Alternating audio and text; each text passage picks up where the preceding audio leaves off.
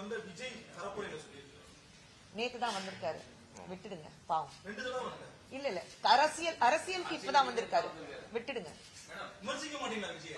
விமர்சிக்கிறது பத்தி இல்ல, அரசியல் தெரிஞ்சவங்களை பத்தி நம்ம பேசலாம். அவர் நேத்து தான் வந்திருக்காரு.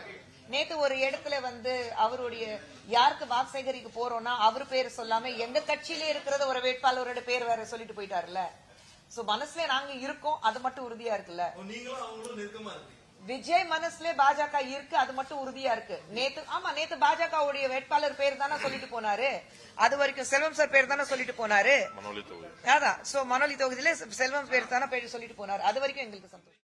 குழம்பி போன ஒரு கூட்டணியாக தேசிய ஜனநாயக கூட்டணி இருக்குன்னு நேற்று வந்த விஜய் பரப்புரையில சொல்லியிருக்காரு. நேத்து தான் வந்திருக்காரு, விட்டுடுங்க பாவம். 2 தடவை வந்தாரு. இல்ல இல்ல அரசியலுக்கு இப்பதான் வந்திருக்காரு, விட்டுடுங்க. விமர்சிக்க மாட்டீங்களா விஜய்? விமர்சிக்கிறது பத்தி இல்ல, அரசியல் தெரிஞ்சவங்களை பத்தி நம்ம பேசலாம். அவர் நேத்து தான் வந்திருக்காரு. நேத்து ஒரு இடத்துல வந்து அவருடைய யாருக்கு வாக்கு சேகரிக்க போறோம்னா அவரு பேர் சொல்லாம எங்க கட்சியிலே இருக்கிறத ஒரு வேட்பாளரோட பேர் வேற சொல்லிட்டு போயிட்டாருல்ல.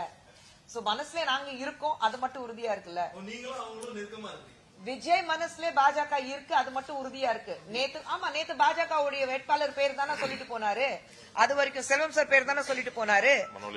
அதான் சோ மணலி தொகுதியில செல்வம் பேர் தானே பேர் சொல்லிட்டு போனாரு. அது வரைக்கும் எங்களுக்கு சந்தோஷம்.